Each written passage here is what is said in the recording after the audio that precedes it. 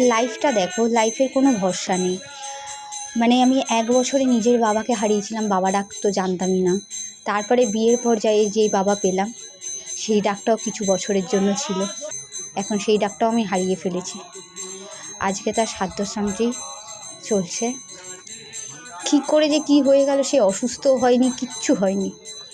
খেলো দেলো, রাত্রিবেলা শুতে গেল, আর পরের দিন সকালটা সে দেখলো না। কি বলবো, তার আত্মার শান্তির জন্য তোমরাও সবাই প্রে করো। এখানে আমার ভাসুর আর আমার বর দুজনে কাজ করতে বসেছে, আমরাও রয়েছি পাশে।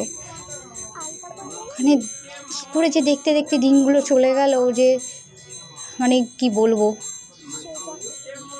আমার কপালে মানে বাবা ডাকটা কোনোদিনও ছিল না। যাও পেলাম সেটাও মানে কিছু বছরের জন্য, সেটাও হারিয়ে গেল। যাই হোক,